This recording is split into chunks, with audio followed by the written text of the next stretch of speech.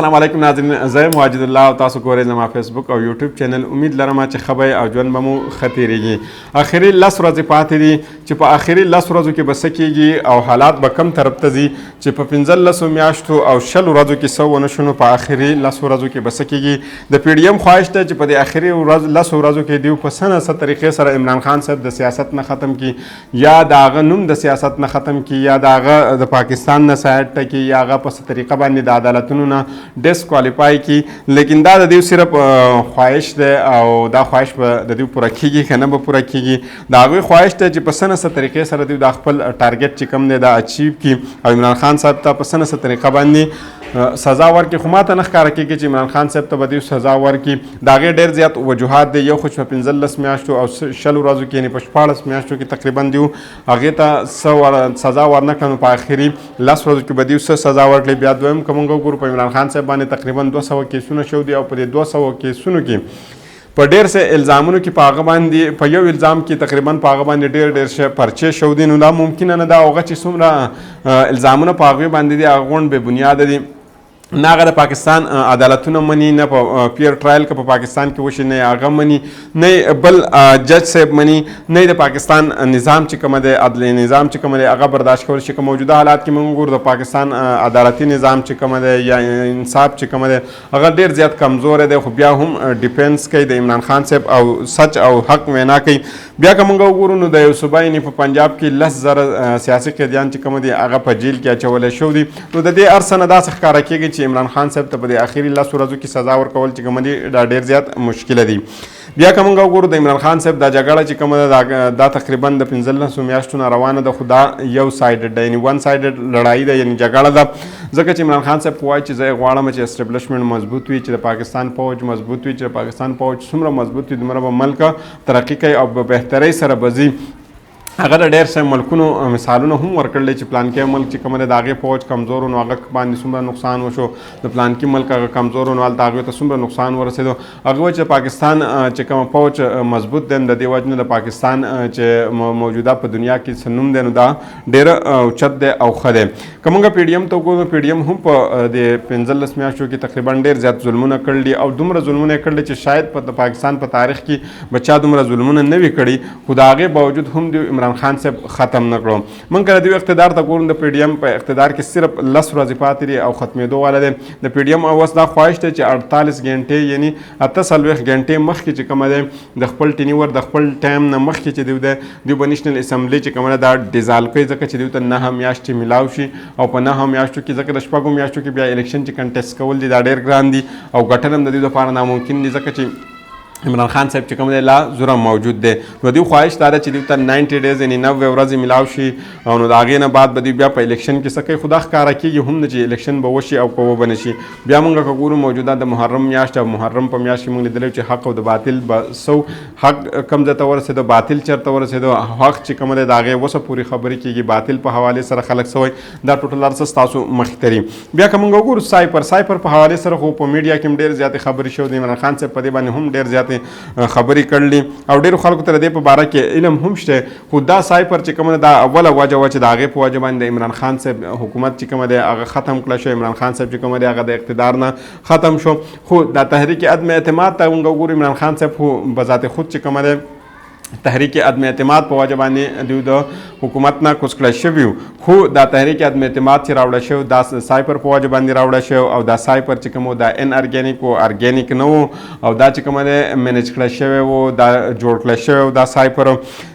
نو دا سایپر په وجه باندې دا اوس غواړي پی ډي ایم چې په څه نه څه طریقې سره عمران خان صاحب په دې سایپر کې راګیر کړي. بیا که موږ وګورو وزیر دفاع خواجه آصف صاحب چې کومه دی چې جی ایچ کیو ته هم ګوري، آرمي هم ګوري او ډېر داسې چیزونه دي چې حساس دغه دی غونډه دوی انډر راځي. خو هغه څه انکشافات کړلي، انکشافات هم داسې انکشافات کړلي چې هغه په موجوده دور کې وزیر دفاع دی. یعنې تاسو ورته داسې هم ساده الفاظ کې ویل چې حاضر سروس دی. خو بیا هم دا هغوی چې کومه دی چې کومه انکشافات کړلي نو تاسو به حیران شئ چې پاکستان کې دا څه کېږي او دا څه روان دي. کومه هغې ویلي چې قمر جاوید باجوا صاحب چې کله حاضر سروس و نو هغوی په 2019 کې یو پیر ما سره رابطه کړې او بیا یې زموږ سره په 2021 کې رابطه کړې. هغې موږ ته په 2019 کې ویلي چې د پنجاب د حکومت چې دی دا موږ تاسو ته واپس کړو او دا یو ته په هغه وخت کې ویلي کله چې د عمران خان صاحب د حکومت تقریبا 9 میاشتې شوې نو په هغه وخت کې دوی ته دا ویلي چې راځئ چې تاسو ته موږ د پنجاب د حکومت واپس کو او د عمران خان صاحب سبا صرف د وفاق حکومت پاتې شي او قمر جاوید باجوا صاحب چې کوم وفاق کې دغه دومره زیات انټرست هم نه و د هغې زیات انټرست په پنجاب کې و د هغې هم خپل وجوهات د مخکې په هغې باندې هم خبره کوو چې هغه څه وجوهات دي چې هغې انټرست په پنجاب کې ډېر و او په وفاق کې د هغې دومره زیات انټرست نه و قمر جاوید باجوا صاحب چې کومه دی هغه دا غوښتل چې بزدار صاحب ختم کړه شوی دا څه قسمه انسان ته راوسته د عمران خان صاحب چې دې ته وسیم اکرم پلس وایي دا خو هېڅ نه ده ته خو دا هم پته نه لګي چې په دفتر کې به څنګه کښېنې په کرسۍ به څنګه کښېنې سلوټ به څنګه کې چا سره به لاس میلاوي دا داسې یو ساده سړی عمران خان صاحب راوستی دی خو عمران خان صاحب بیا ویل چې دا زما لپاره وسیم اکرم پلس دی قمر جاوید باجوا صاحب غوښتل چې علیم خان یا ملک احمد خان صاحب چې کومه دی دا بیرته د دې دواړو نه چې یو د پنجاب وزیر اعلی جوړ کړی شي او د دې سره سره یې لولیپاپ چې کومه دی هغه یې نون لیک ته هم ورکول چې موږ تاسو ته هم چې کومه دی دا پنجاب واپس درکو قمر جاوید باجوا صاحب ته که وګورئ نو دا ډېر بهترین ډبل گیم کولو والا کس و ده به ډېر په بهترین طریقې سره ډبل گیم کاوه چې د چا سره هم گیم کول غوښته نو ډېر په بهترین طریقې سره د ډبل گیم کولی شو هغې څو دفعه جهانګیر ترین ته اسد عمر ته پرویز خټک ته فواد چودري صاحب ته ویلي چې تاسو خان صاحب ته ووایئ چې تا بزدار صاحب ختم کا او د بزدار صاحب په ځای باندې یا علیم خان صاحب راوله یا ملک احمد خان صاحب راوله نو چې د عمران خان صاحب نه کله دا تپوس وکړی شو چې قمر جاوید باجوا صاحب خو غواړي چې علیم خان یا احمد خان صاحب دې راوړی شي نو ته دې ولې نه راوړې نو هغه ویلی که چېرته علیم خان صاحب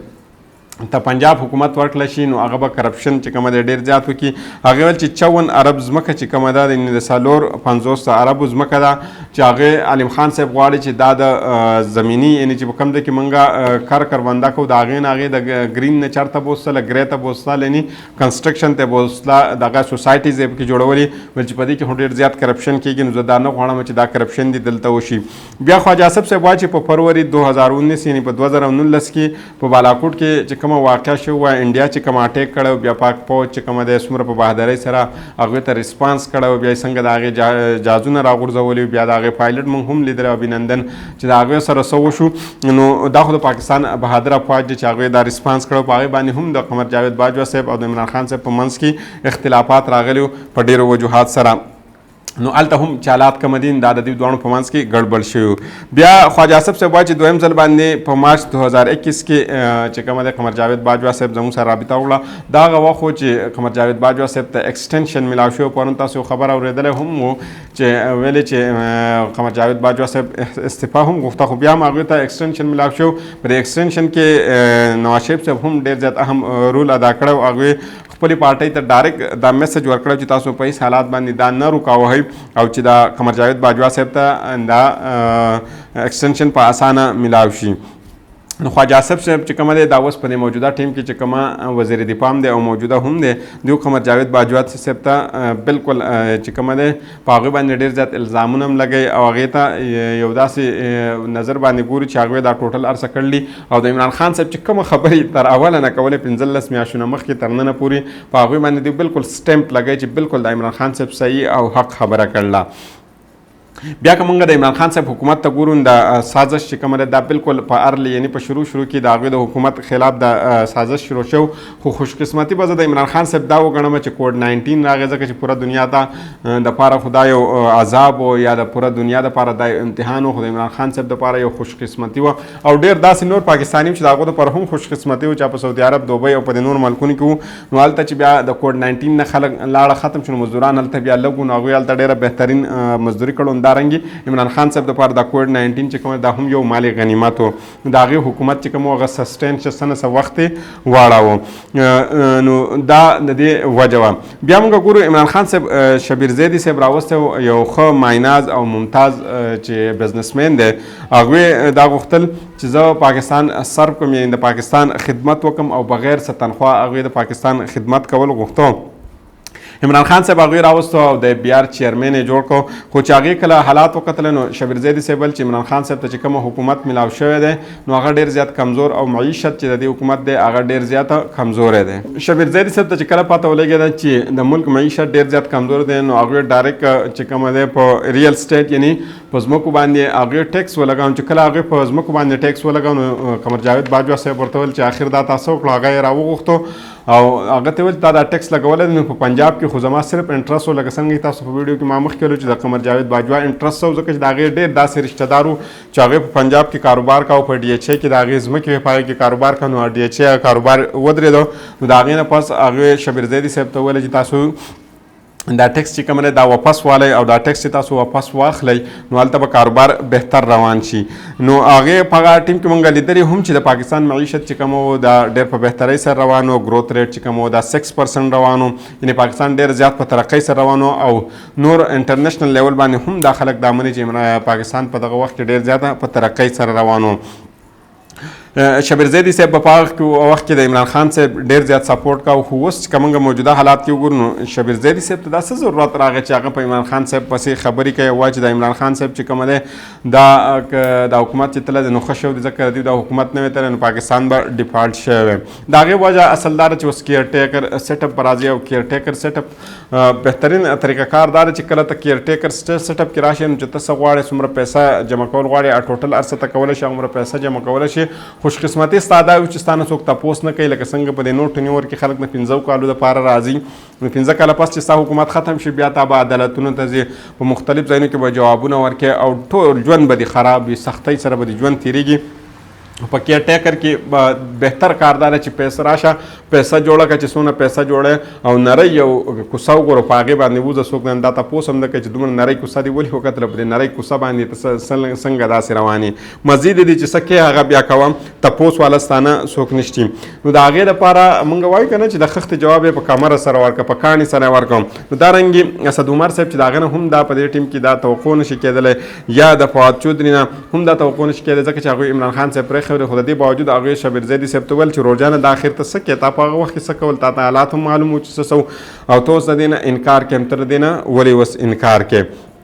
بیا که مونږ دا پوره چې څونه ویډیو وکړه زه تاسو ته دا سمري غونته کې ووایم یعنې دا اینډ تاسو ته ووایم نو په دې 15 میاشتو او 20 ورځو کې یا په 14 میاشتو کې دوی د عمران خان صاحب څه ونه کړل نو په دې اوس وخت کې هم د عمران خان صاحب څه کولی داسې نه شي دوی چې څونه کوشش کوي څومره غیر قانوني کارونه چې په دنیا کې تر اوسه پورې په جمهوري ملکونو کې شو نو شاید دومره زیاته غیر قانوني کارونه به نه شو لکه څرنګه چې په پاکستان کې به د 15-14 میاشتو کې وشو خو د هغې باوجود هم دوی د عمران خان زړه چې کومه دی یا د عوامو زړه چې کومه دی د عمران خان صاحب نه وانړاوه او اوس هم د عمران خان صاحب څخه خلک دي که تاسو دا سروس ګورئ نو موجوده سروس کې تاسو ګورئ حیران بشئ چې اوس هم 97 98 99% چې کوم دي هم خلک د عمران خان صاحب ته د سره ولاړ دي د دې هر څه باوجود نو د دې نه پته لګي چې عمران خان صاحب چې دی ته څه نقصان رسول چې کوم دی دا ډېر زیاته ګرانه ده هغې ډسکوالیفای کول چې کوم دی دا ډېر زیاته ګرانه ده د بلې ویډیو پورې ماته اجازت راکړئ د الله په امان